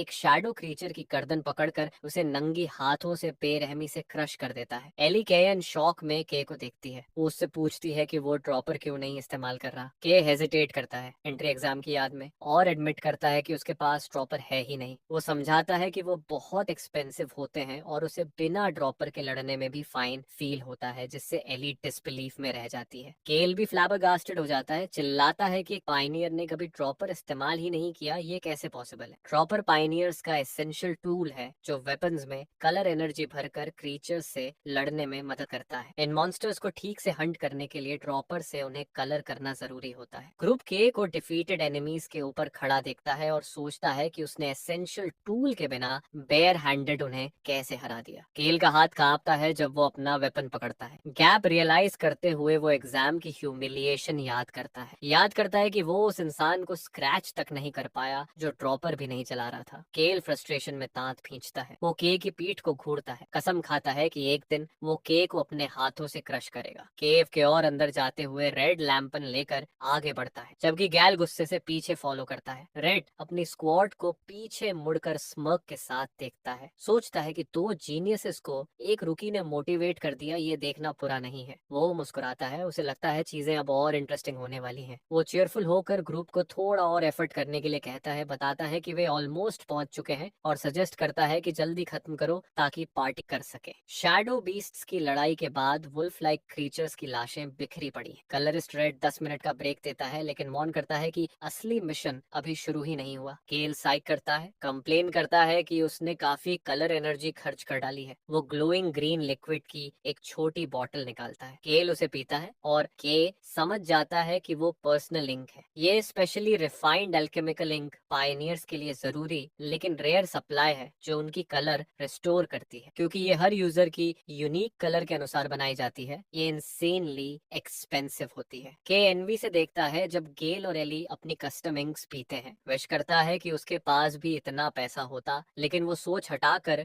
ग्रुप से अलग चला जाता है। वो डिफीटेड शैडो क्रीचर की लाश की तरफ हाथ बढ़ाता है। क्रीचर की बॉडी से मैसिव डार्क एनर्जी स्वर्ल उठता है जब के अपनी एबिलिटी एक्टिवेट करता है और शैडो को अपने हाथ में अब्सॉर्ब कर लेता है। ब्लैक एनर्जी उसके अंदर बहती है। के अपनी मुट्ठी कसता है, उसकी एनर्जी पूरी तरह रिस्टोर हो जाती है और वो अनाउंस करता है कि उसकी रिकवरी कंप्लीट है। वो अपने टीममेट्स की तरफ मुड़ता है जो उसे शॉक और डिसबिलीफ में घूर रहे हैं। एली हिचकिचाकर पूछती है कि क्या वो सच में ठीक है। के उनकी चिंता डिसमिस कर देता है, एक्सप्लेन करता है कि वो ये कुछ बार कर चुका है। गेल डिसबिलीफ में चिल्लाता है कि के ने बिना झिझके एक मॉन्स्टर अब्सॉर्ब कर लिया। इससे पहले वो कुछ और बोलते हैं, रेड इंटरप्ट कर देता है, डिक्लेयर करता है कि ब्रेक खत्म। ग्रुप कैनियन में और गहराई तक जाता है जब तक रेड अनाउंस करता है कि वे पहुंच गए हैं। टीम एक मैसिव स्वर्लिंग डोम देखती है जो प्योर ब्लैक एनर्जी से बना है और उनका रास्ता रोक रहा है। के घूरता है, मटर करता है कि ये किसी ब्लैक कर्टन जैसा लग रहा है। रेड के की स्टन्ड एक्सप्रेशन पर मुस्कुराता है और रिवील करता है कि इसी डार्क बैरियर की वजह से वो के को यहाँ लाया है। डेमोन्स्ट्रेट करने के लिए रेड एनर्जी की एक बॉल समन करता है और ब्लैक डोम पर पावरफुल बीम फेंकता है। अटैक सरफेस पर लगता है, लेकिन टूटने की बजाय एनर्जी तुरंत अंधेरे में निगल ली जाती है। रेड एक्सप्लेन करता है कि अगर कोई बैरियर को फोर्स से खोलने की कोशिश करता है तो ये पावर एब्सॉर्ब कर लेता है और भी टफ हो जाता है। वो नोट करता है कि ये के की एबिलिटी से काफी मिलता जुलता है, इसलिए उसका अंदाजा था कि के ही इसे इरेज कर सकता है। रेड डार्क वॉल की तरफ इशारा करके बताता है कि रूइंस का रास्ता इसके अंदर है। वो अनाउंस करता है कि उन रूइंस में उनका असली ऑब्जेक्टिव छिपा है, स्टेला फ्रैगमेंट। के शॉक में आंखें फैला हिलाकर देखता है। बाकी रिक्रूट्स कंफ्यूज्ड हो जाते हैं। गेल पूछता है कि स्टेला क्या है और एली एडमिट करती है कि उसने इसका नाम कभी नहीं सुना। रेड भरोसा दिलाता है कि स्टेला एग्जिस्ट करती है और शाइनिंग सिटी उसे डेस्परेटली ढूंढ रही है। वो के की तरफ उंगली करता है, उसे ऑर्डर देता है कि वो उस कर्टन को हटाए। के उस ऊंची डार्क वॉल की तरफ आगे बढ़ता है। उसे छूते ही उसकी अब्सॉर्प्शन वाली एबिलिटी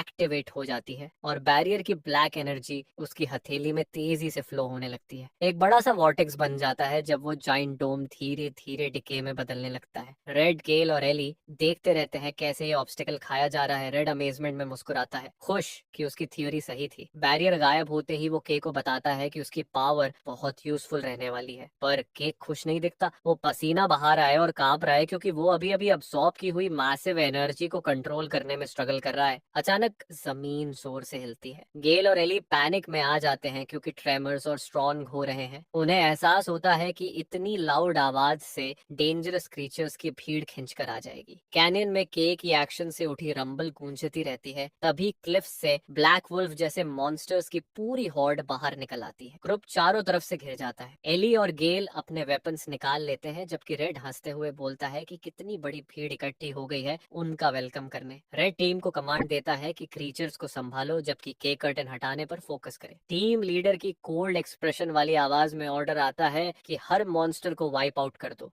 गेल और एली तुरंत एक्शन में कूद पड़ते हैं। गेल कमाल की स्पीड से मूव करता है। विंड इन्फ्यूज्ड अटैक्स से शैडो क्रीचर्स को काटता जाता है। एली अपनी पावर छोड़ती है, जमीन से मैसिव आइस स्पाइक समन करके कई दुश्मनों को छेद देती है। दोनों रिक्रूट्स जब फियर्स तरीके से लड़ रहे होते हैं, रेड उन्हें ऑब्जर्व करता है। वो नोट करता है कि उसे स्टेप इन करने की जरूरत पड़ सकती थी पर अभी जरूरत नहीं पड़ी। वो आराम से रेड एनर्जी के ऑर्ब्स समन करता है और बीम्स फायर करता है जो बचे हुए बीस्ट्स को आर पार करती जाती हैं। रेड सोचता है कि भले ही ये नए रिक्रूट्स हैं पर इनका स्किल लेवल काफी हाई है। वहीं के अभी भी उस मैसिव बैरियर को अब्सॉर्ब करता जा रहा है। खूब पसीना बह रहा है। रेड स्माइल करता है, सोचता है कि कितना अच्छा लगता है जब उसके सबऑर्डिनेट सारा हार्ड वर्क कर लेते हैं। जब रेड गार्ड बनकर खड़ा होता है के वॉलेटाइल एनर्जी से जूझता रहता है। जमीन पर घुटनों के बल बैठा वो नोटिस करता है कि कर्टन की पावर उसे अपनी जैसी फील हो रही है। शायद इसलिए क्योंकि दोनों का ब्लैक एट्रीब्यूट है। उसे खतरा समझ आता है। अगर फोकस टूटा तो कर्टन की मैसिव एनर्जी उल्टा फ्लो करके उसकी कलर शक्ति ही खींच लेगी। के दांत भींच कर पड़ने से मना कर देता है और डिक्लेयर करता है कि वही स्ट्रॉन्ग है। आखिरी जोर लगाकर अब्सॉर्प्शन पूरा करता है। वो पाथ के किनारे खड़ा हांफते हुए कंफर्म करता है कि उसने सब अब्सॉर्ब कर लिया है। नीचे देखता है तो शॉक हो जाता है। एक ह्यूज पिच ब्लैक पिट है जिसका कोई भी बॉटम नजर नहीं आता। वो सोचता है क्या ये टेरिफाइंग एबिस ही रूइंस का एंट्रेंस है। अपना काम पूरा करके वो टीम लीडर को आवाज लगाता है कि कर्टन सक्सेसफुली हट चुका है। बैरियर हटते ही रेड के को शाबाशी देता है। वो बाकी टीम को अनाउंसेस करता है कि कर्टन डाउन है और उन्हें क्लीन अप खत्म करने का ऑर्डर देता है। तभी रेड का एक्सप्रेशन अचानक शॉक में बदल जाता है, जैसे उसे कोई इमीडिएट खतरा फील हुआ हो। लाइटिंग स्पीड में वो आगे बढ़ता है और एलियव गैल दोनों को पकड़कर जबरदस्ती पीछे खींच लेता है। अगले ही पल एक मैसिव इनविजिबल एनर्जी स्लाइस हवा चीरते हुए जमीन में गहरे निशान छोड़ देता है जहां वे खड़े थे। अटैक इतना डेवास्टेटिंग होता है कि बाकी शैडो मॉन्स्टर्स भी श्रेड हो जाते हैं। डेब्री गिरता रहता है जब रेड, एली और गेल एक ऊंची स्लोप पर सेफली लैंड करते हैं। गेल डर से जड़ हो जाता है, समझ जाता है कि रेड की इंटरवेंशन के बिना वो तुरंत मर जाता। रेड ग्रिम होकर साई करता है कि पहले रेजिस्टेंस कम इसलिए था क्योंकि कोई और चीज मॉन्स्टर्स को डरा रही थी। उसे एक रिपोर्ट याद आती है जिसमें बताया गया था कि एक डेंजरस एंटिटी आसपास लर्क कर रही है। डस्ट के बीच से एक सिलहूट दिखता है, एक ह्यूज स्वॉर्ड ड्रैग करते हुए उनकी तरफ चलता हुआ। रेड बोलता है कि अब और टाइम वेस्ट करने का मौका नहीं है। अटैकर लाइट में आते ही नजर आता है एक आदमी जिसके बाल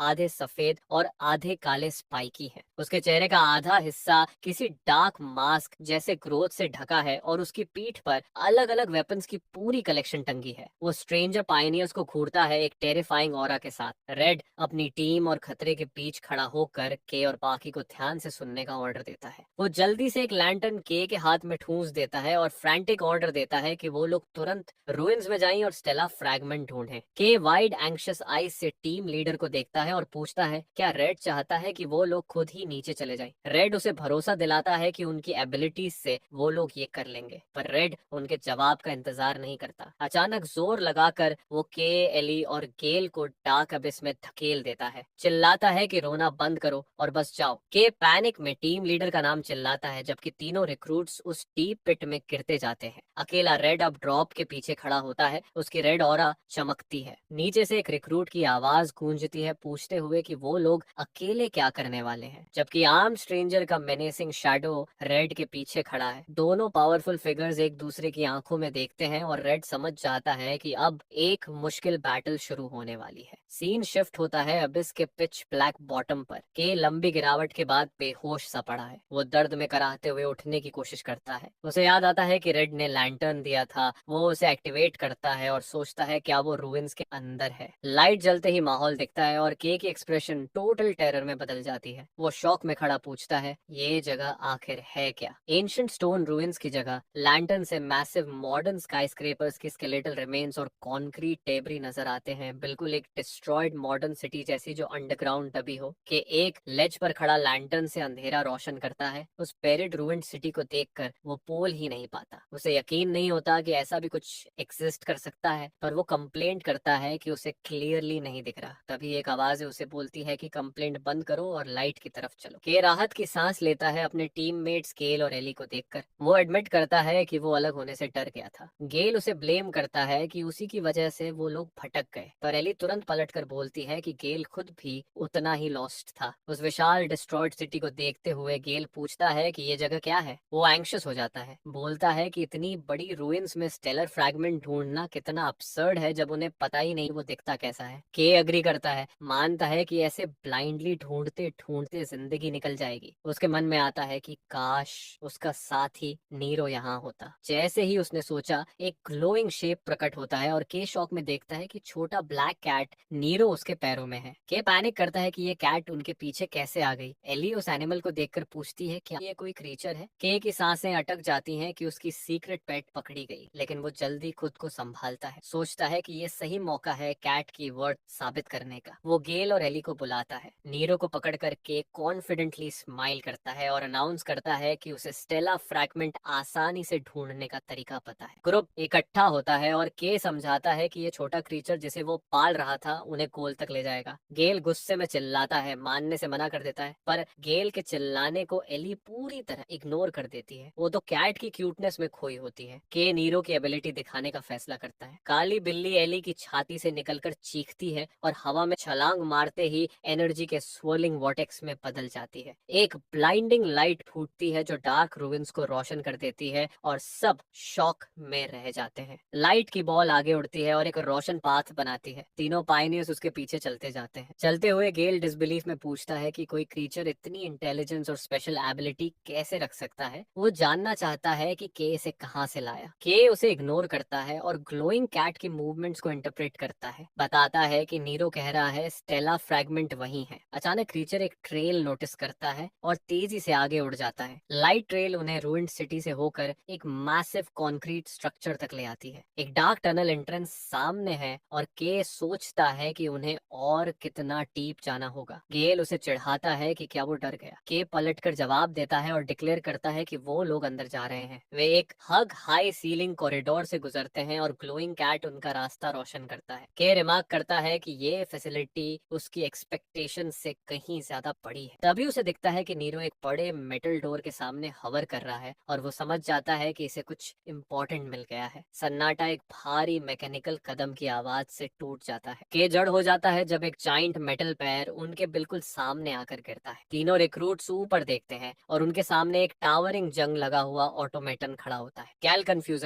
हो जाता है, नोटिस करता है कि ये उन बायोलॉजिकल क्रीचर्स से काफी अलग है जिनसे वो लोग यूजुअली लड़ते हैं। अचानक रोबोट एक स्कैनिंग बीम एक्टिवेट करता है और एलियस आयन पर लाइट की एक शीट घुमा देता है। मशीन उसकी डेटा प्रोसेस करती है और उसकी ब्राइट ब्लू कलर का हेक्स कोड शो करती है। फिर स्कैनर गेल की तरफ मूव होता है और उसका ग्रीन कलर कोड रजिस्टर करता है। आखिर में बीम के पर रुकती है है और उसे एहसास होता है कि मशीन उनके कलर्स स्कैन करके आइडेंटिटी चेक कर रही है। स्कैन पूरा होते ही मशीन एब्सोल्यूट पिच ब्लैक का हेक्स कोड दिखाती है। जैसे ही ये डिटेक्ट होता है, रोबोट की आई और ज्यादा चमकने लगती है। वो अनाउंस करता है कि उसे ब्लैक विच का कलर मिल गया है और के को थ्रेट मानकर एलिमिनेशन शुरू करने की घोषणा करता है। के इस अजीब टाइटल से कंफ्यूज्ड होता है, लेकिन रिएक्ट करने से पहले ही रोबोट का डिवास्टेटिंग पंच उसे लग जाता है। वो दूर तक घिसटता है, दर्द से कराहता है, पर डायरेक्ट हिट ब्लॉक कर लेता है। वो गुस्से में मशीन को घूरता है और फ्रस्ट्रेशन में चिल्लाता है। के मशीन पर अटैक करने की ठान कर चिल्लाता है कि वो पीछे हटने वाले नहीं है। जायंट रोबोट अपना मैसिव फिस्ट उठाता है जैसे उन्हें खत्म कर देगा। के आगे बढ़ता है और उसका मुक्का रोबोट की मेटल आर्म से जोर से टकराता है। वो दर्द से पीछे हटता है, सोचता है इसकी आर्मर इतनी टफ क्यों है। केल कंफ्यूजन में देखता रहता है जब रोबोट एक और भारी पंच की तैयारी करता है। एली आगे बढ़कर अपनी रैपियर से मशीन पर वार करती है, लेकिन ब्लेड लगते ही स्पार्क्स उड़ते हैं। वो शॉक में रह जाती है कि उसने एक खरोंच तक नहीं छोड़ी। एली पैनिक में सोचती है कि क्या उसकी पावर मशीनों पर काम नहीं करती। उधर के ओपोनेंट को ध्यान से ऑब्जर्व करता है और उसके चेस्ट में ग्लोइंग कोड नोटिस करता है। अंदर लिक्विड घूम रहा होता है और के समझ जाता है कि यही वीक पॉइंट है। वो तेजी से दौड़कर एक शार्प लेफ्ट हुक मारता है, लेकिन रोबोट अचानक अनएक्सपेक्टेड स्पीड से रिएक्ट करता है और अपनी आर्म क्लब की तरह स्विंग करता है। के मुश्किल से उस हैवी ब्लो से बचता है। वो रिट्रीट करता है, फ्रस्ट्रेट हो जाता है कि उसके नॉर्मल अटैक्स बेकार जा रहे हैं। तभी उसे याद आता है जब उसका शरीर ब्लैक एनर्जी से कोट हुआ था और वो वही पावर यूज करने का फैसला